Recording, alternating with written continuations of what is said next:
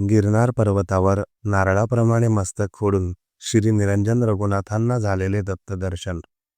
एकदा श्री निरंजन रघुनाथ कीर्तन ऐकत असताना त्यांना उपरती झाली आणि त्यांनी प्रतिज्ञा केली की एका वर्षात भगवान दत्तात्रेयांचे षडभुज रूपाचे दर्शन झाले नाही तर प्राणत्याग करेन. दृढ निश्चयाने ते दत्तचिंतनात निमग्न झाले. वर्षाचा शेवट जवळ आला तसे ते गिरनार पर्वतावर आले आणि दत्तपदुकांच्या ठिकाणी पोहोचले. तिथे त्यांनी 3 दिवस अत्यंत कळकळीने प्रार्थना, उपवास आणि ध्यान केले. त्यांच्या स्वप्नात दत्तगुरू दोनदा प्रकट झाले आणि त्यांना प्रसाद देऊन परत जाण्यास सांगितले.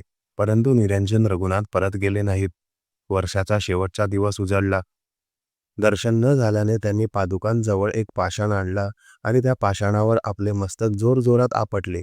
ते इतके जोरात आपटले की त्यांच्या डोक्याच्या कवटीचे नारळाप्रमाणे 2 भाग झाले. त्या क्षणी भगवान श्री दत्तात्रेय षडभुज रूपात प्रकट झाले. आपल्या कमंडलूमधील पाणी त्यांना पाजून त्यांना पुन्हा सजीव केले. अशा प्रकारे श्री निरंजन रघुनाथांनी दत्तगुरूंचे दर्शन प्राप्त केले आणि त्यांच्या चरणी शरण गेले. अवधूत चिंतन श्री गुरुदेव दत्त. जय गिरनारी. श्री निरंजन रघुनाथ स्वामी महाराज की जय.